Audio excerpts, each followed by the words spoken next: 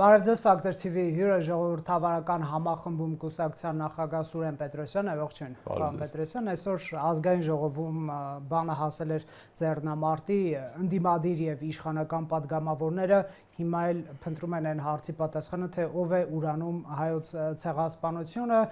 ընդդիմությունը բերել էր նախագիծ հայոց ցեղասպանության ուրացման, այսպես ասենք, քրեականացման վերաբերյալ իշխանականները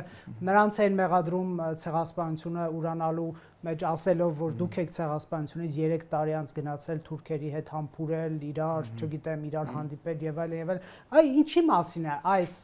այս իրավիճակը, որը տեսանք այսօր խորհրդանում եւ բացառված չի վաղը տեսնենք օրինակ փողոց։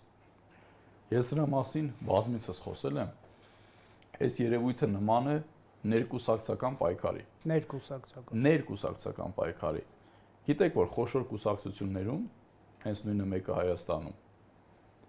հիմնականում լինում են 2-3 թևեր, որոնք նույն համակարգի մասն են, բայց պայքար են տանում ավելի շատ լծակներ, ռեսուրսներ ունենալու համար, բայց նույն համակարգի մասն են, շարժվում են նույն կանոններով, նույն արժեքների կրողն են, նույն վարքաբանությունն ունեն, ամեն ինչով նույնն են, ուղղակի իրենց համար ավելի բարենպաստ միջավայր են ուզում ունենալ, իրենց նեղ խմբի համար, բայց մի մոռացեք, որ դա նույն կուսակցությունն է։ Հիմա մեր ներքաղաքական իրականությունը ամբողջությամբ սա է, նման է ներկուսակցական պայքարի։ Ինչով է ներկուսակցական։ Հիմա ասեմ, որովհետև մենք գործ ունենք մեկ ընդհանրական համակարգի հետ, որի հիմքը դրվել է Հայաստանի Հանրապետության անկախացումից ի վեր եւ անխզելիորեն շարունակվում է մինչեւ այսօր։ Անխզելիորեն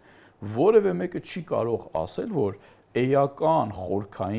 խորքային եմ ասում, ոչ թե դրսևորումների, էական խորքային փոփոխություններ են եղել։ Այս իշխանությունը նախկին բոլոր իշխանությունների ուղիղ հետևանքն է։ Սրա մասին կարող ենք երկար խոսել եւ քաղաքագիտորեն ես ոչ թե փորձեմ հիմնավորել, այլ ապացուցել։ Այս իշխանությունը իրենց քաղաքականության ուղիղ հետևանքն է։ Դեռ ես մի կողմ եմ դնում այն պարզ ու շատ հստակ ճշմարտությունը, որ այս իշխանությունը մտածված կերպով բերվել է, իշխանությունը հանձնվել է Նիկոլ Փաշինյանին, հստակ երրորդ նախագահը։ Ինչու՞։ Բայց այս գործընթացը շատ ավելի երկար է։ Իմ խորին համոզմամբ շատ գործընթացներ կար, որոնք պետք է արվեր Նիկոլ Փաշինյանի ձեռքով, որից հետո դա անելուց հետո իշխանությունը պետք է հետ վերցնեին։ Օրինակ, նույնը զիջումների հարցը։ Չեմ կարող ասել դա պլանավորված էր ամբողջ Արցախը հանձնելը, թե դա ընթացս է եղել, բայց ցավոտ զիջումներ դա պետք է աներ անպայման Նիկոլ Փաշինյանը։ Բայց Նիկոլ Փաշինյանը օդից չի ընկե մեր գլխին։ Ինչու Սերժ Սարգսյանը չէր կարող անել։ Նախ մի քանի պատճառ կա դրան։ Իդեպ, սա միայն չի վերաբերում Սերժ Սարգսյանին։ Այս օրակարգը դեռ Լևոն Տեր-Պետրոսյանից գալիս է։ Եվ եթե ուշադրություն դարձնեք, ոչ միայն Լևոն, եւ եթե ամենապարզը սրա մասին խոսել է Լևոն Տեր-Պետրոսյանը, գծի փոփոխություն չի եղել, բայց ավելի պարզ խոսել է սրա մասին Լևոն Տեր-Պետրոսյանը։ Հետո նաեւ երկրորդ նախագահը եւ երրորդ նախագահը իրենք մշտապես ասել են, որ մենք բանակցում ենք զիջումների շուրջ։ Ու այստեղ շատ կարեւոր հարց է առաջանում։ Եթե դուք մշտապես բանակցել եք զիջումների շուրջ, ցավոտ զիջումների շուրջ, 5 շրջան, 5+2 եւ այլն, ինչ որ տարբեր կոնցեպտների շուրջ, ապա ինչու՞մն է եղել խնդիրը, որ դուք Հայաստանում մշտապես գեներացրել եք մի օրակարգ, որ Արցախից սանտիմետր հանձնողին կհանձնենք հողին։ Որն է եղել պատճառը։ Իրենք սա հետևողականորեն արել են, ու իրենք պատրաստ չեն եղել դա իրենց ձեռքով անել։ Այսինքն իրենք ընկել են իրենց ծուղակը, այսպես ասած։ Չեն ընկել իրենց ծուղակը, իրենք շատ մտածված դա արել են։ Իրենք որևիցե կերպ դա կլինի պատմության մեջ որպես դավաճան մնացող, թե կլինի թե վախենալով հանրության ցասումից, շատ տարբեր, այսպես կարող անթիվ թվարկել ինչ պատճառներով։ Իսկ կարող է լինել, որ ամեն դեպքում Սերժ Սարգսյանը չուներ ժողովրդի քվեն լեգիտիմությունը Փաշինյանը ուներ, եւ փաստը որ շատ հստակ ներողություն, շատ հստակ Փաշինյանը մարսեց, Սերժ Սարգսյանը շատ հստակ քաղաքագիտական այնքան մոտիկ ոնց որ ճշգրիտ գիտությունը, հստակ դրան կգամ ու միջազգային պրակտիկայից ելնելով, որի մասին եթե չեմ սխալվում անգամ չեմ էլ խոսել։ Իդեպ, այս տրամաբանությամբ ձեզ ասեմ, որ 96 թվականից հետո ասում են, չէ, պալատական հեղափոխություն, հեղաշրջում, Հայաստանի Հանրապետությունում երբեք հեղափոխություն, հեղաշրջում չի եղել։ մշտապես կախված այս խնդիրներով եղել է իշխանության հանձնում։ Այս թելը Լևոն Տեր-Պետրոսյանից սկսված որևիցե վարքյան չի կտրվել։ Կարող է, ասեն, Ռոբերտ Քոչարյանը ինչ-որ առումով հակադրվել է, մյուսը ինչ-որ մի բանով կոսմետիկ հակադրություններ եղել են, բայց տրամաբանությունը երբեք չի փոխվել քաղաքականության իրականացման։ Հանձնման քաղաքականություն է եղել ի սկզբանե։ Չէ, ոչ թե հանձնման, այլ այն լուծումը, որ կար, որը ասում են, հա, փողզիջումային լուծումը։ Փողզիջումը ինքը մշտապես եղել է, բայց հասարակությանը ներկայացրել են, որ եթե մի սանտիմետր ով զիջի, իրեն կհանձնեն փողին։ Բայց абսուրդային է, որովհետև ըստ ասվում է օրվա իշխանությունը նեղացրել է իր գործողությունների սահմանը անելանելիության մեջ բերելով դնելով։ Ամեն մեկը իր հաջորդին է տվել այդ ժառանգությունը իր խնդիրներով հանդերձ։ Պարզ ասեմ, տեսեք, տրամաբանությունը։ Որևիցե մեկը, եթե օրինակ Ռոբերտ Քոչարյանը դեմ էր այդ գծին, բոլորս գիտենք Լևոն Տեր-Պետրոսյանը գիծը, ու ես ինչքան էլ դա կքննադատեմ եւ այլ, Լևոն Տեր-Պետրոսյանը գիծը խորքային պարտվողական գիծ է եղել, որևիցե կապ չունեցել ռեալ պոլիտիկի հետ։ Հիմա ինչքան եք ասենք, գիտեք, դա ռեալ պոլիտիկ էր, այն ժամանակ էր ասում հանձնենք տանկ, ռեսուրս եւ այլ, դա մի ամբողջ այլ խոսակցություն է, որ էլի փաստարկված կարող եմ ասել։ Բայց Ռոբերտ Քոչարյանը հարց չբարձրացրեց, եթե դեմ էր առաջին նախագահին, օրինակ սկսած վաուչերային սեփականաշնորհման գործընթացից, ինչպես մսխվեցին Հայաստանի Հանրապետության ամբողջ ռեսուրսները ու ենթակառուցվածքները մեկ, ինչպես հանկարծ դարձավ մի քանի օրվա ընթացքում միացում շարժումը ինքնորոշում։ Հետո Ռոբերտ Քոչարյանի ժամանակ երրորդ կողմ Լեռնային Ղարաբաղի Հանրապետությունը, այսինքն Արցախը դուրս մնաց բանակցություններից։ Եվ այսպես շարունակ, եթե դուք նայեք, մոռացեք անձերը, կտեսնեք այս գործընթացները եւ տրանսֆորմացիաները նույն տրամաբանությամբ շարունակվել են անկախ մեղադրանքները, պարոն Պետրոսյան, դավաճանթուր, հանձնող, հերոս։ Դա ասում եմ, ներկուսակցական պայքար է, որը ուղղված է միայն հասարակության մոտ էմոցիաներ արթնացնելուն։ Նրանք նույն համակարգի մարդիկ են։ Պատկերացրեք, նրանք հարազատ եղբայրներ են քաղաքական իմաստով, որոնք որոշակի առումով ուղղակի ռեսուրսների համար պայքար են տանում։ Խնդիր ունեմ ոնց որ իրար հետ իշխանության գալու, այո։ Դե հենց դրա համար եմ ասում, համակարգը նույնն է։ Այս համակարգի մեջ տարբեր ճյուղեր ուղղակի ուզում են ռեսուրսներին մուտք ունենալ, բայց նրանք արժեքային քաղաքական իմաստով ոչ այլ արժեքների կրող են, ոչ այլ մոտեցումների, ոչ այլ լուծումների, ամբողջությամբ նույնն է, նույն համակարգի ծնունդ են եւ հետևանք են։ Սա պետք է հստակ փաստել։ Ես ինչի գնացի առաջին նախագահից սկսած։ Ես փաստով եմ ասում, տեսեք, չեմ ընկնում միջանձնային հարաբերություններ եւ այլն։ Այս գործընթացները ինչի անշեղորեն շարունակեցին գնալ։ Հանեք Ռոբերտ Քոչարյանի անձնական հակասությունը, Սերժ Սարգսյանի, որը թեպետ Սերժ Սարգսյանի անձնական հակասություն չէ, իր գիծը ավելի ուղիղ է կապում Լևոն Տեր-Պետրոսյանի հետ։ Եվ այսպես շարունակ, որևէ փոփոխություն չի եղել, բայց ելի եմ կրկնում, այդ մարդկանց հարցրեք։ Ասենք, եթե դուք գիտեիք, դնում ենք մի կողմ այս հարցը, որ ես չեմ ասում, ես կողմ եմ դրան, որ պետք է լիներ փողզիջումային գործընթաց, դա առանձին խոսալու թեմա, ես ոնց եմ պատկերացնում դա։ Բայց եթե դուք այդ քաղաքականության կրողն եք եղել, ինչի եք անընդհատ օրակարգ գեներացրել, որ ով մի սանտիմետր հող հանձնի, մենք այդ մարդուն կհանձնենք հողին։ Ինչի համար։ Գուցե փորձել են հանրային կոնսոլիդացիա ապավել այդ բանաձևի շուրջ, հասկանալով, որ վերջին հույսը հանրության դիմադրողունակությունն է։ Ոչ, ինչի մասն է խոսքը։ Այսինքն ամբողջ իմաստը այն է, որ ձեզ խանգարում էին 5000, 10000, 15000 տղաներին են ձեր խանգարում։ Այսինքն ձեզ պետք էր, որ դուք ձեր անունը պատմության մեջ մաքուր թողելու համար դատայի կռվով, բայց իրականում այլ բան եք բանակցել։ Եթե այլ բան եք բանակցել, խի հասարակությանը չեք համապատասխան տրամադրում այդ բանակցություններին, թեկուզ փուլային կամած որ ցնցումներ չլինի եւ այլն։ Հիմա այս իրավիճակ, որ արդեն եկել էր հասել էր համարյա կուլմինացիոն փուլին, եւ այդ ընթացքում Հայաստանը պատմական առումով բաց էր թողել իր պատուհանը 30-ամյա զարգացման պատուհանը, որի համար մենք ունենք անսահման հնարավորություններ, ով ինչ ուզում է ասի, անսահման հնարավորություններ։ Եվ մեր աշխարհ քաղաքական դիրքը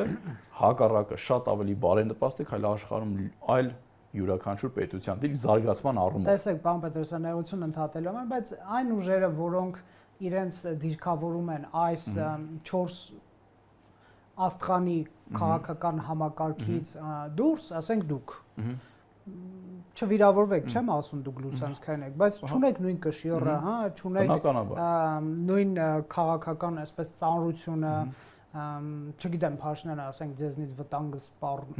զգում է թե չէ, մեծ հավանականությամբ ոչ։ Մի տարի առաջ այս օրերին միգուցե, բայց այսօր ոչ, ինչու է ամեն դեպքում քաղաքականությունը մնում 4 ղեկավարների բանի գործ է, այսպես ասած։ Հիմա հերթականությամբ գամ, դա շատ ավելի པարզ կլինի, նաև գամ թե ինչի համար պիտի Սերժ Սարգսյանը, ինչի ուզեց այդպես հանձնի, այն ինչ որ պետք է հանձնվեր։ Ես չեմ ասում, այս ամեն ինչը մինչև վերջ պլանավորված էր, հնարավոր շատ բաներ դուրս են եկել պլանավորվածի վերահսկողության տակից, բայց ասեմ ինչի համար։ Հանձնի Փաշինյանի ձեռքով, դա նկատի։ Բնականաբար դա չէր քննարկվում անգամ, որովհետև Նիկոլ Փաշինյանը հենց դրա համար բերվել է քաղաքական դաշտ եւ զարգացրել են Նիկոլ Փաշինյանին, աճեցրել են ներողություն այդ խոսքի համար, քաղաքական թիմը աճեցվել է։ Հիմա նաև կասեմ, որ դա հնարավոր չէ, իրենք չցանկանային աճեցնել դա։ Տեսեք, ուրեմն գունավոր հեղափոխությունները, ես ասում եմ, սա շատ գիտական հստակ, ունեն ընդամենը մի նպատակ։ Այն աշխարհաքաղաքական կենտրոնները կամ ներքին կենտրոնները, որոնք որ դա նախագծում են կամ պլանավորում են, դա արվում է միայն նրա համար, որ կարողանակ շատ ցավոտ լուծումներ իրականացնեք, իրագործեք այդ պետություններում, այդ պետության համար շատ ցավոտ, բայց միևնույն ժամանակ այդ փոփոխությունները վերահսկողությունից դուրս չգան։ Այս նույն բանը Սերժ Սարգսյանը անգամ ու նախ ինքը երբեք չէր ուզենա պատմության մեջ մնալ այնպես ինչպես Նիկոլ Փաշինյանը, բայց եթե նույնիսկ ուզենար, ինքը սա չէր կարող անել, որովհետև Սերժ Սարգսյանը ուներ լեգիտիմության խորքային ճգնաժամ, ամենացածր մակարդակում էր գտնվում, գիտեք ինչ էր կատարվում, ընդհանրապես չուներ աջակցություն, 40 քանի 9% ստացան, 18-ին 4.8 մոտավորապես։ Խայտառակ վիճակում էր լեգիտիմությունը։ Պատկերացրեք, այս լեգիտիմությունով մարդը հանկարծ գալիս է մի օրակարգ է փորձում իրագործել, որով ասում է, գիտեք ինչ, օրինակ 5+2 ենք անում, կամ Արցախն ենք հանձնում, կամ ինչ որ մի բան։ Հասարակությունում այնպիսի անկառավարելի գործընթացներ կսկսվեին, որ էլ ասելու չի, ու այդ գործընթացը հաստատ համոզված եղեք, մանավանդ հանրային այն օրակարգը, որը տիրում էր, որ 1 սանտիմետր հանձնողին կհանձնենք հողին, որևիցե մարդու մտքում անգամ չէր կարող լինել, որ ինչ որ մեկը կարող է հանկարծ խոսել Արցախի 1 սանտիմետր զիջելու մասին, բայց այդ օրակարգը իրենք էին ամրապնդել։ Այդ ցածր լեգիտիմությունը, խարխլված լեգիտիմությունը Սերժ Սարգսյանի հաշվի առնելով նաև աշխարհաքաղաքական կենտրոններից մեկի հստակ աջակցություն չցուցաբերելը, այդ թվում Ռուսաստանի, պատկերացրեք Սերժ Սարգսյանը ինչ կլիներ իր հետ։ Հետ դրա համար գունավոր հեղափոխությունների իմաստը որն է։ Դուք մարդկանց իշխանություն են տալիս այն մարդկանց, ովքեր պատրաստ են այդ ցավոտ փոփոխությունները անել, որը ի նպաստ պետության չի, այլ հստակ կենտրոնների համար է ի նպաստ, բայց միևնույն ժամանակ այդ փոփոխությունները կարողանում են հասցնել տանել մինչև վերջնակետ։ Պատկերացրեք, Նիկոլ Փաշինյանը եկավ իշխանության 90% լեգիտիմությամբ։ Այս ցավոտ process-ները ինքը արեց, բայց այս ընթացքում ինքը չկորցրեց իշխանություն։ Ինքը ուղղակի մաշեցրեց իր լեգիտիմությունը։ 90-ից իջավ հասավ 10%։ Իսկ 10% լեգիտիմություն ունեցող մարդը երբեք այս ցավոտ գործընթացները չէր կարող անել, որովհետև անկանխատեսելի բաներ կսկսվեր հասարակությունում։ Ասում եք գունավոր հեղափոխություն, բայց նաև ասում եք Սերժ Սարգսյանն է փոխի անցել իշխանություն։ Սերժ Սարգսյանն էր գունավոր հեղափոխություն կազմակերպել։ Բնականաբար ներքին գունավոր ասելով ինչ նկատի ունեք։ Տեսեք, ներքին դերակատարը եղել է բացառապես նախկին իշխանությունը, որը եւ բերել է եւ քվեարկել է եւ հանձնել է եւ նրանց հետ կոալիցիա կազմած ուժեր, այդ թվում Դաշնակցություն եւ մնացածը, որ հիմա բոլորին ասում են, չէ, դուք մեկ ինձ էին ասում։ Դուք ասում են, դու կողմ ես եղել Նիկոլ Փաշինյան բերելուն, պատկերացնում եք ինձ ինչ են ասում։ Այդ դեպքում երբ որ ես նույնիսկ Հայաստանում չեմ եղել այդ ժամանակ, բայց ասենք, օրինակ, ասենք մտովի կողմ ես եղել։ Իրենք քվեարկել են, կոալիցիա են կազմել, վիճում են թե ով ավելի շուտ Նիկոլ Փաշինյան միացել։ Նիկոլ Փաշինյանի մոտ աշխատել են։ Նիկոլ Փաշինյանը ոտքի վրա կանգնած թղթով ազգային ժողովի դիմաց ազատել է աշխատանքից իրաց։ Ասեն Թորոսյանը եւ Իշխան Սահակյանը լողում են Սևանը։ Հիշում եք այդ տեսանյութը։ Ամեն ինչ եմ ես հիշում։ Նույնիսկ ազգային ժողովի դիմացը թղթով ստորագրեց, անգամ սենյակ չգնաց, աշխատասենյակ, ստորագրեց, նշանակեց ընդդիմություն եւ այլ, այս ամեն ինչը պես դնենք մի կողմ։ Նշանակեց ընդդիմություն։ Նշանակեց բնականաբար, ապազն դաշնակցությունը, ով է պատկեր դաշնակցությունը երբեք ընդդիմություն չի եղել, կարող լինի ընդդիմություն։ Չէ, բայց ամենա այսպես ծայրահեղ հականիկոլականը նրանք են ձեզնից էլ բետար, պարոն Պետրոսյան։ Դե եթե խոսույթով եք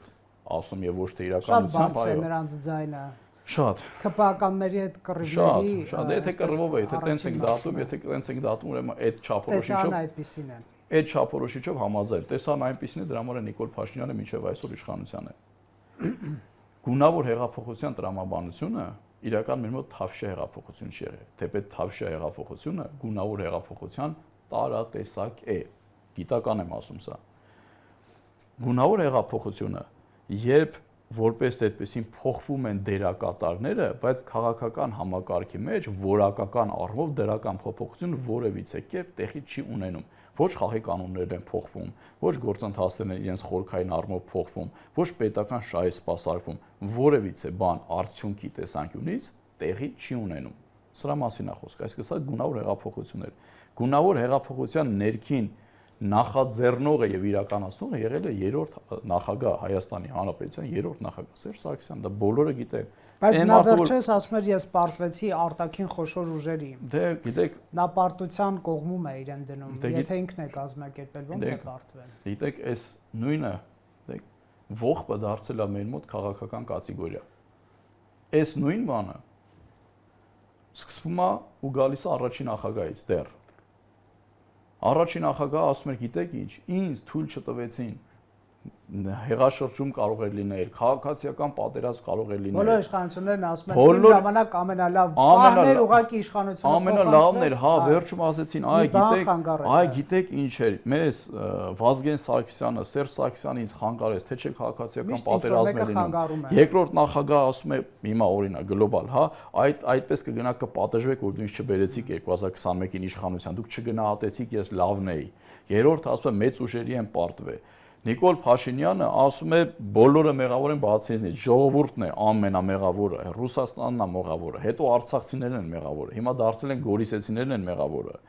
արդեն թշնամի չեն գտնում, բայց նույնիսկ մշակույթի առումով քաղաքական, նայեք այս գիսն էլ է շարունակվում, Լևոն Տեր-Պետրոսյանից սկսած, այնպիսի տպավորություն է, որ մեր մոտ ամենայն հարգանքով անձերի նկատմամբ, բայց բոլոր նախագահներին միավորում է չգնահատված լինելու կոմպլեքսը։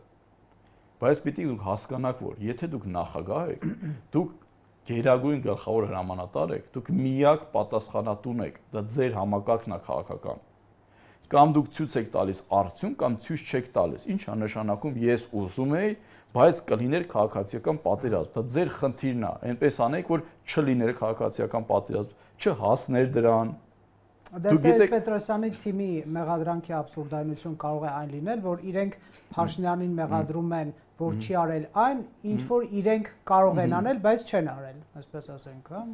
Լուծման գնա։ Ոչ ոքի դա չի հետաքրքրում։ Լսել եք աշխարհում ի զարգացած պետություն, դուք վեր եք ու տապալում եք պետությունը, ամեն ինչով տապալում եք, վերջում ասում եք, այ տեսակ, այ անցավ 20 տարի, 30 տարի Արցախը հանձնեցիք, նոր տեսակ, որ ես ճիշտ եմ ասում։ Ինձ ընդհանրապես հետաքրքիր չի, դուք վերլուծաբան չեք, որ ասեք 30 տարի հետո իմ կանխատեսում իրականացավ։ Դուք կանխատեսում իրականացնող չեք, դուք քաղաքականություն իրականացնող եք, պատասխանատվություն կրող եք։ Դրա համար կա ռուսերենում կա հետաքրքիր բան, ասում են կոնստրուկտոր վլաստի, կոնստրուկտոր։ Ձեր իշխանությունն է, ուզում եք նենց անեք, որ այդ խնդիրները չլինեն։ Դուք գիտեք հանրային ու պետական շահ, այսպես է սպասարկվում, լուծեք այդ խնդիրը, արեք։ Կամ հազար ներողություն, նույնը Սերժ Սարգսյանը, ես պարտվեցի ինչ-որ այնպես միֆական, միստիկ, մեծ ուժ, ինչ մեծ ուժ, ինչի մասն է խոսքը, պարզ ասեք, ինչ մեծ ուժ է, ոչ մեկին չեք պարտվել։ Ով Փաշինյանի իշխանության է։ Ոչ, անձամբ Սերժ Սարգսյանն է բերել Նիկոլ Փաշինյանի իշխանության,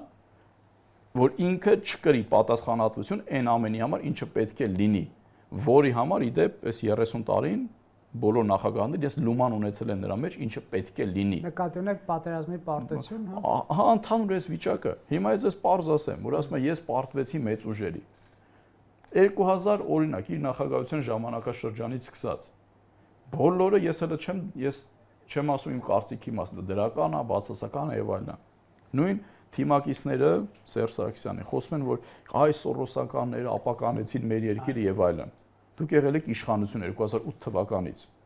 Հակապետական քաղաքականություն են իրականացնում, փակ էիք, ի՞նչն էր խնդիրը։ Այսինքն իշխանությունը հանձնեցիք, նոր հիշեցիք, որ կառույցներ եք ձևավորել, որոնք հակապետական իշխանություն իրականացրել, կամ հիմա ամեն երկրորդը խոսում է, գիտեք, հեղափոխության ժամանակ Մարիոտում նստած հարյուրներով մարդիկ, եսի ինչերին, որ հեղափոխությունը տեղի ունենա, ու դա դեռ տարիներով։ Գիտեք, այդպիսի բան կա, անեիք, բայց դուք ինչ եք։ Այդ գիտեք ինչի մասն է խոսում, որ իրենք խոստովանում են, որ իրենք ղեկավարի երբեք չեն եղել, իրենք կառավարիչ են եղել։ Պարոն Պետրոսյան, Ղեկավարի ներողություն, ղեկավարի ու կառավարիչի տարբերությունը շատ մեծ է։ Իսկ Քոչարյանի ու Սերժ Սարգսյանի այսպես հանրային բախումը ինչով եք պայմանավորում։ Նրանք էլ մրցում են թե ով է բերել Նիկոլին հարցի շուրջ իրար մեղադրել։ Չեմ կարծում այդտեղ ինչ որ վիճելու ընդհանրապես բան կա։ Այս Ռոբերտ Քոչարյանը, այս դիմադիր ձայների համար կռիվ։ Չէ, հիմա ես ասեմ իմ կարծիքը։ Ոստեղ ընդհանրապես կարծիք չկա, դա բնականաբար բերել է երրորդ նախագահ, դա չի քննարկվում, դա ասենք ոնց ասեմ, դա այնքան չի քննարկվում, ինչ որ սա բաժակ է։ Չի քննարկվում դա, շատ պարզ է, որովհետեւ բոլորս գիտենք, հա, չէր կարող այն ժամանակ նույնիսկ նախարարությունում հավաքարար ընդունվելու համար նախարարը պիտի հավանություն տար։ Պատկերացնում եք Նիկոլ Փաշինյանի նման ընդդիմություն ձևավորվի, մտնի պարլամենտ, իշխանությունը հանկարծ ինքը չիմանա ինչ իշխանությունը, ընդդիմությունա թույլ տալիս պարլամենտ։ Ես ձեզ պարզ ասեմ, Հայաստանում երբեք չի եղել մի ժամանակաշրջան, որտեղ ընդդիմությունը չձևավորի իշխանությունը։ Միշտ ընդդիմությունը ձևավորվել է իշխանության կողմից, միշտ, ու դա հետ խորհրդային երկրներում բոլորում այդպես է եղել։ Խամաճիկային, բոլորն, այո, ոչ թե խամաճիկային շատ վատ այդպես չասենք, բայց միշտ այդպես է եղել։ Ու նաև սա ունի դրական կողմը, ես ձեզ ասեմ, ունի դրական կողմը։ Այս հարցին ես չեմ անդրադարձել, բայց չափազանց կարևոր ու հետաքրքիր հարց է։ Դրական կողմը ո՞րն է։ Հայաստանի համար, տես բոլորը խոսում են, չէ՞, տեսեք, բոլորը խոսում են, որ Նիկոլ Փաշինյանը հակահայ է եւ այլն, չէ՞, առաջինը ես եմ ասել, այս մարդը մեր ազգային ինքնության համար մեկ սպառնալիքն է, պետականության համար այնքան մեծ սպառնալիք է, որ նույնիսկ Ադրբեջանը չի իրականում, ես սա փաստով եմ ասում, Ադրբեջանը մեր պետության ու ինքնության համար այդքան սպառնալիք չի, ինչքան Նիկոլ Փաշինյանը իր իշխանությունով հանդերձ։ Բայց ոչ մեկ չի խոսում պարլամենտական ընդդիմությունը ինչ դերակատար ունի։ Այո, մենք բոլորս գիտենք իշխանությունը ինչ պիտի անի ու ինչը չի անում։ Դա շատ լավ գիտենք, բայց ստեղծել են մի օրակարգ, որ եթե դուք հանկարծ պարլամենտական ընդդիմությանը քննադատում եք, օրինակ ինձ, ուրեմն դուք ծպտյալ նիկոլական եք։ Պատկերացնում եք ինչի մասն է խոսքը։ Իրենք լինելով Նիկոլ Փաշինյանի ամենաամուր հենարանը, այդպիսի օրակարգ են սարքի ու մարդկանց փորձում են ուղղորդեն, տաբուներ են դրել։ Բայց ոչ մեկ կրկնում եմ չի խոսում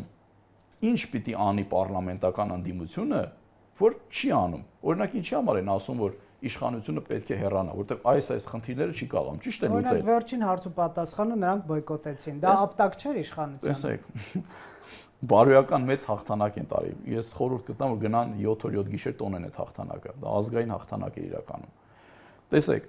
հիմա ավելի լուրջ։ ԿՊԱ-ները եւ Փաշինյանը հավաքվել ջան ասել, տեսեք, հիմա ավելի լուրջ, տրամաբանությունն եմ ասում։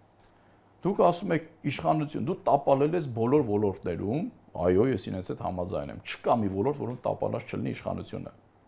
Դու պիտի հեռանաս։ Հիմա նույնը, երբ որ ես ասում անդիմափոխություն, որ ժամանակին շարժման ժամանակի ասում պիտի մանդատները դնեք, ասում դուք էլ չկա մի ոլորտ, որ դուք տապալած չլինեք։ Նախ ձեր իշխանության ժամանակ։ Երկրորդն է որպես ընդդիմություն։ Ինչ որ մեկը հարցնում է ընդդիմության գործառույթը որը պիտի լինի։ Բայց հիմա միջև դրան անդրադառնալ, հիմա գամ 2000, այսպես ասեմ, հա, 8 թվական կամ դրանից առաջ նույնը վերում է Ռոբերտ Քոչարյանի դրանից առաջ, ուղղակի վերջին ժամանակին եմ անդրադառնում։ Ուրեմն մեր նման պրոբլեմատիկ տարածաշրջաններում, հակամարտության ակտիվ գոտիներում իշխանությունը շատ ճիշտ է, որ միշտ այս ժամանակահատվածում ինքը ձևավորի ընդդիմություն, որովհետև պարլամենտական ընդդիմությունը մշտապես ազգային անվտանգության առաջնային կարևորություն ունի։ Դա հակաժողովրդավարական չի։ Բացարձակապես հիմա ասեմ ինչի համար, ես ձևավորել չեմ ասում, բռնի մնացածին։ Փաշտային մեղադրում է, որ Դաշնակցության նշանակել է ընդդիմություն։ Չէ, դրա համար չեմ ասում, դա ոչ թե ես նկատի ունեմ, որ նկատեմ գնային բոլորին սպանեին, ինչ որ մեկին բերեին նշանակեն, այլ խրախուսեին ինչ որ ուժի ձևավորումը, ոնց որ խրախուսել են Նիկոլ Փաշինյանի ձևավորումը, իրենց լրատվամիջոցներով, իրենց ռեսուրսներով, անսահմանափակ ֆինանսներով խրախուսել են հստակ, իրենք էլ են դա խոստովանում։ Բայց ընդդիմությունը, ինչպես արդեն նշեցի, ունի ռազմավարական նշանակություն։ Ինչի համար։ Նման միջավայրում աշխարհաքաղաքական նման կետում, որում որ մենք ենք գտնվում այսօր, եւ կան շատ պետություններ, ում շահերը բախվում են, ճիշտ է մեր տարածաշրջանում, հետեւաբար նաեւ շատերը փորձելու են, որ իրենց համար ավելի բարենպաստ իշխանություն ունենան, իշխանություն բերեն Հայաստանում։ Ճիշտ է, սա օրինաչափություն է։ Բնականաբար։ Հիմա պատկերացրեք, եթե դուք իրականում պետականամետ մտածողություն ունեք կամ նվազագույն ազգային մտածողություն ունեք, դուք անպայման բերում եք, ձևավորում եք հիմնական ընդդիմությունը այնպիսի ուժին, ում որ եթե նույնիսկ գունավոր հեղափոխություն լինի կամ դրսի ուժերը փորձեն իրենց վրա խաղալով իշխանափոխություն անեն եւ մի օր դա իրենց հանկարծ հաջողվի, այդ ուժը ազգային օրակարգից չի փոխվի, կարող են դերակատարները փոխվեն, կարող են նույնիսկ ձեր հետ ինչ-որ ձև հակասություն ունենան, բայց ազգային եւ պետական ճանապարհից ինքը չի շեղվի։ Իսկ Սերժ Սարգսյանի ժամանակ բառից բուն իմաստով ձևավորել են իմանալով ազգային անվտանգությունով մնացածով բոլոր այդ որ մեկը չգիտե իր հոդվածներից, իր տեսլականներից, որ Նիկոլ Փաշինյանը ինչ օրակարգի կրող է, հասարակ ժողովուրդը դուրս եկե հեղափոխության, պետք է չէր իմանալ, կարող է չիմանալ, բայց իրենք բոլոր իդեալական իմացել են, թե ում են բերում ազգային ժողով։ Այն ժամանակ 2008 թվականին 9-ին այդ Facebook, չգիտեմ, այլ սոցիալական ցանցեր այդքան էլ ակտիվ չէր։ Եթե դուք մարդուն լրատվական դաշտում տեղ չտայեք, ոչ մեկ չէր կարող իմանալ այդ մարդուն, ոչ մի պարագայում։ Բոլոր իրենց լրատվական միջոցներով, իրենց ֆինանսական ռեսուրսներով, որը նաև երրորդ նախագահի Փեսաներ Խոստովանել չէ, որ թերթեր էին գնում, ինչ գումարներ են հատկացնում, բոլորով միտումնավոր ձևավորել են այս մարդուն, միտումնավոր, որը պետք է աներ այն գործը, որը չպետք է աներ Սերժ Սարգսյանը, որը նաև եթե շատ էլ ուզենար, անգամ հնարավոր չկարողանար անել, որովհետև այդ հանձնման ժամանակ կարող էր անկանխատեսելի իրավիճակներ տեղի ունենար, մինչև շատ վատ ելքերով։ Բայց դրանից հետո պետք է շատ սիրուն այդ իշխանությունը կրկին հետ հանձնվի երրորդ նախագահին։ Պրոցեսը նախապատրաստված էր, բայց չկարողացան։ Փաշինյանը, այսինքն, ըստ ձեզ խաղը փոխեց, հա։ Չէ, ոչ թե ինձ թվում է շատ տեղեր պայմանավորվածությունների շեղում եղել, դա իմ սուբյեկտիվ կարծիքն է, բայց չեմ մտնում այդ դաշտ, որ չստացվի բամբասանք։ Ինձ թվում է շատ տեղեր պայմանավորվածություններ ա փոխվել, բայց այս պայն հիմնական խնդիրը ու երրորդ նախագահի համար շատ կարևոր կյանքի ու մահի հարց է, որ այդ իշխանությունը լինի կամ իրանը կամ իր ուղիղ վերահսկողության տակ գտնվող ուժինը կամ մարդունը։ Այսինքն Հայաստանը կառավարում է Սերժ Սարգսյանը հիմա։ Այսպես է, ոչ թե ասեմ կառավարում է, բայց Սերժ Սարգսյանը այս պահին ինքը հստակ իշխանության է։ Ինքը չի կարող չկառավարի։ Երևույթն եմ ասում, գլոբալ խաղի կանոնները դրված իրենն են եւ ինքը այսօր իշխանության է։ Բայց չասի կա Ռոբերտ Քոչյանի եւ Սերժ Սարգսյանի միջև հակասության բանալի։ Ես չեմ կարող ասել հակասությունը կոնկրետ որն է, բայց ես ձեզ ասեմ, որ նույնիսկ մինչև իմ խորին համոզմամբ Ռոբերտ Քոչարյանը մինչև 2008 թվական պաշտոն ավարել է, ճիշտ է։ Բայց ինքը 2006 թվականից հետո իշխանություն չի ունեցել։ Ոնց որ ժամանակին ասում են, չէ, Լևոն Տեր-Պետրոսյանը նախագահի աշխատում վանելու մոտ։ ՀԿ-ներ ազգային ժողովը վերցրել, դա նկատի ունի։ 2006 թվականի վերջերից սկսած Ռոբերտ Քոչյանը Հայաստանի Հանրապետությունում իշխանություն չի ունեցել։ Հիմա ես նաև մի երկու փաստով կասեմ։ Այդ դնենք մի կողմ այդ 1000 այդ բառի համար, հա, այդ բեսպրիձելը, որ անում էին, ում որտեղ ուզեն կարան ծեծեին, կարան սպանեին, բան դրանով չի երևում։ Հիմա մարդիկ շատերը ասում են, գիտեք ինչ, այ նա վերջով ուժեղ անձնավորություն, ուժեղ լիդեր էր, չէ՞։ Բայց ուժեղը մարդիկ գիտեն, թե ամենտեղ որտեղ ուզեք բեսպրիձել անեք ու ջղային խոսեք, դա ուժի հետ կապ չունի։ Իշխանությունը իրականում վերծված է Սերժ Սարգսյանի կողմից։ Եվ եթե դուք նայեք 2007 թվականի հարցազրույցը Ռոբերտ Քոչյանի, եթե չեմ սխալվում, 6 կամ 7 թվականի, ինքը ասում է, որ ես չեմ պատրաստվում դառնալ երիտասարդ թոշակառու։ Հստակ ասում եմ, ես թոշակի չեմ գնալու, մնալու եմ նախագահ։ 2007 թվականին Հանրապետական կուսակցությունը պարլամենտը վերցնում է ամբողջությամբ։ Նույնիսկ այդ պարլամենտը վերցնելուց բացի ամբողջ առանցքային դերակատարները որպես այդպեսին Սերժ Սարգսյանի դերակատարներն են եղել։ Այո, ու բոլորը իրեն համարվում էր Քոչարյանի, այսպես ասած։ Այդտեղ էլ շատ խնդիրներ կա։ Որ շատ չշեղվենք, այդտեղ էլ շատ խնդիրներ կա, այդտեղ հայտ է գալիս մյուսը, բայց փաստացի երրորդ նախագահը իշխանությունը ուղղակի, բառից բուն իմաստով, ուղղակի խլել է երկրորդ նախագահից։ Որտեղ ասում, իր հարցազրույցումն եք, ինքը ասում է, ես չեմ պատրաստում դառնալ երիտասարդ թոշակառու։ Հստակ ասելով, որ օրինակ ես եւ Ռուսաստան եւ այլ պետությունների, հա, հետ խորհրդային այդ ճանապարհով եմ գնալու, շարունակելու իմ պաշտոնավարում եւ այլն։ Իմ խորին համոզվում հակասությունները այստեղից են սկսել։ Բայց դա հարցի մյուս կողմն է։ Եվ Քոչյանը չինեմ Սերժ Սարգսյան 18-ին իրեն չվերադարձնել։ Չեմ կարող կարծում, որ այդպիսի հարց կա, այնտեղ շատ ավելի խորը բաներ կարող լինեն, որի մասին չգիտենք, բայց իմ խորին համոզմամբ երկրորդ նախագահը որևէ խնդիր չունի Նիկոլ Փաշինյանի հետ։ Երրորդ նախագահը դե բնականաբար իր իշխանությունն է։ Այստեղ խնդիրը ընդդիմության միջև է։ Ուրիշ որևէ խնդիր չկա Հայաստան։ Թիվ 1 ընդդիմությունը։ Թիվ 1 ընդդիմությունը։ Այսօր Հայաստանում գործում է փող համաձայնեցված խմբի իշխանություն, որտեղ չկա ոչ պետական շահ, ոչ մյուսը, այսպիսի բան գոյություն չունի։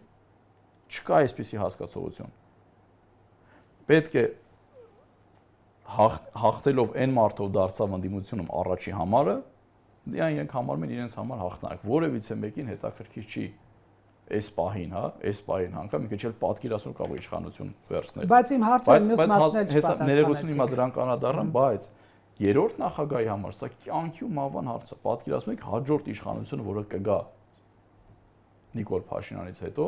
հանկարծ չլինի իր վերահսկողության տակ կամ Նիկոլ Փաշինյանի տակ, ու հանկարծ պատկերացնում եք այս պատմությունները ինչ որ մաս-մաս սկսեն ջրերից դուրս գալ։ Սա իր համար կյանքի ու մահվան հարց է։ Դրա համար ես մշտապես ասել եմ, եթե դուք պատկերացնում եք, որ Սերժ Սարգսյանը կթողի Նիկոլ Փաշինյանի գլխից անգամ մաս պակասի, ուրեմն դուք շատ հեռու եք քաղաքականությունից, ծայրահեղ հեռու եք քաղաքականությունից։ Չի կարող այդպիսի բան լինի։ Մենակ այն դեպքում, որ փաթեթով իր կամ իր կողմնակիցներին իշխանությունը կհանձնվի։ Եթե դա չլինի, ինչը վերջ, ոնց են ասում, չէ՞, Նիկոլ Փաշինյանը կկրակի, բայց իշխանություն չի տա, չէ՞։ Երրորդ նախագահ կգնա ամենաանհավանական քայլերի, որ այդ ամենը թույլ չտա։ Իսկ 26-ի ընտրություններում ձեր կարծիքով ինչ սցենար է գործելու այդ բaragam։ Էլի ԿՊ-ն, ասենք 42, 3, 5, 6% ստանալու է եւ կալ մեծամասնության դրույթով վերցնի իշխանությունը։ Չեմ հավատում։ Կարծում եմ, որ իր պրոքսի ուժերին անպայման ինչ-որ մի կերպ այնպես քանի որ հայտնում են պարլամենտում եւ կկազմեն կոալիցիա, բայց նույնիսկ այդ պարագայմա լինելու շատ դժվար։ Բայց գլոբալ տրամաբանությունը հետեւյալն է լինելու՝ բոլոր ուժերը հնարավորինս շատ դաշտ են նետելու, հնարավորինս շատ փոքր ուժերի։ Փոքր հարցը միայն այս պահին իրենց փոքրությունը չի։ 4%-անոց նկատի։ Չէ, շատ ավելի փոքր։ Փոշիացնելու։ Ոչ միայն փոշիացնելու, այլ տեղեկատվական աղմուկ ստեղծելու համար։ Իմ խոսքը հիշեք, իմ խորին համոզմամբ 35-40 ուժ է մասնակցելու։ Աստված մի արածցե։ Ինձ թվում մոտարպես մի այդքան ուժ մասնակցելու է, ու այդտեղ կորելու է խոսույթը, իրականությունը, տրամաբանությունը, ամեն ինչ կորելու է։ Երբ ես ասեմ փոքր կուսակցություններ, մենք ենք փոքր կուսակցություն։ Բայց մենք երբեք չենք գործել ընտրությունից ընտրություն։ Չի եղել օրինակ ասում, իմ մասին ոչ մեկ չի իմանա, մեկի անցնի 4 տարի, մեկի հանկարծ ասեն, վայ, այս ընտրությանը մասնակցում առանց հասկանալու ինչի համար։ Կնեք ձեր մասին, ինձ թվում է, այս տեսախցիկով նայողները ասում են, սա Սերժ Սարգսյանի մարդն է, այս տեսախցիկով նայողներն ասում են Ռոբերտ Քոչյանի մարդն է, իսկ այս տեսախցիկով նայողները ասում են Նիկոլ Փաշինյանի մարդն է։ Հիմա տեղորոշեք ձեզ այս քաղաքական դաշտում, պարոն Պետրոսյան։ Սա գիտեք, սա մյուս մեր ամենամեծ խնդիրն է։ Հանրային մանիպուլյացիայի հսկայական խնդիր կա։ Տեսեք, դաշտում ձևավորված է մի միտ, որտեղ մարդկանց մոտ գիտեք ինչ է, քաղաքական իմաստով կա 3 դարակ գլոբալ իմաստով, կամ Ռոբերտ Քոչարյան, Սերժ Սարգսյան, Նիկոլ Փաշինյան, թեկուզ այս 2 դարակը հիմնականում մեկն են, բայց կա այսպեսին, որպես չնայած այսրանք ընդհանուր 1 դարակ է։ Այս ամենը 1 դարակի մեջ է դրված, այս ամեն ինչն էլ է 1 դարակում։ Սա այս մեր գործունեության հիմքը նաև այն պետք է լինի, նաև արդյունքը, որ կարողանանք այս մտայնությունները ճեղքել ու անցնել։ Սա հանրային կարծիքի մանիպուլյացիա ու կառավարման ամենալավ ձևն է, որովհետև հենց մարդը մի բան խոսում է, ասում է կամ դուք սա եք, կամ դուք սա եք, կամ դուք նա եք, կամ մի անգամ այս շշուկները տարածում են, որ այս մարդը, չգիտեմ, այս մեկի հետ է, այն մեկի հետ է, այն մեկի, բայց ամենացավալին գիտեք որն է։ Մարդիկ, որ ուզում են վարկաբեկեն քեզ, ասում են, որ դու իր թիմից ես։ Ես անկեղծ եմ ասում, իմ հետ շատ ա եղել։ Տարբեր մարդկանց մոտ հանդիպել եմ, այս ձեր նույն նշած թիմերից։ Մարդիկ ասել են, հա, ոչ մի խնդիր չկա, ինքը մեր թիմակից է։ Ուզելով վարկաբեկել ինձ, ասում են, իր թիմակից է։ Պատկերացնում եք, ինչքան ծանր է իրավիճակը։ Բայց մարդիկ ուղղակի այնքան են սահմանափակ, սովորական մարդկանց ասես լավ օրինակ եմ ասում։ Ինչի համար, օրինակ ես որպես քաղաքացի, ինչի համար չեմ կարող անեմ քաղաքական process։ Ես չունեն ոչ բարոյական կախվածություն իրենցից, կախվածություն պարտական չեմ ինչ-որ մի բանով, ոչ ունեմ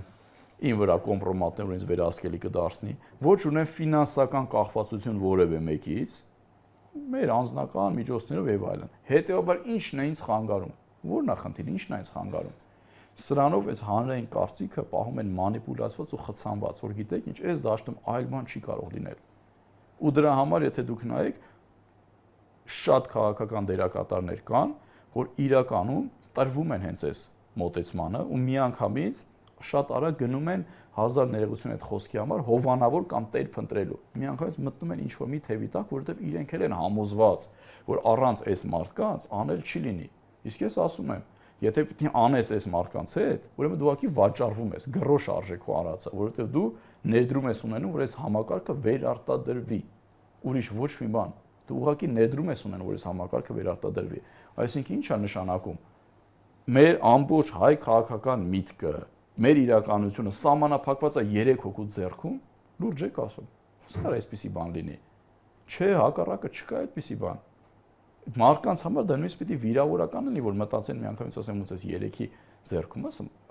ոնց կարա այդպես բան լինի։ Այսինքն վերջ էլ Հայաստանը որևիցե մեկը չի կարա ծնվի, որ ինչ որ մեկը Աստված իրենց երկար կյանք տա, բայց ինչ որ մեկը միջև չմահանալ նորը չի կարող այդ տեղը ծնվել։ Չկա այսպիսի բան։ Սրանք մոլորություններ են, որոնք պետք է հաղթահարվեն։ Շնորհակալ եմ զրույցի համար, պարոն Պետրոսյան, Factor TV-ում հյուրընկալել ենք Սուրեն Պետրոսյան։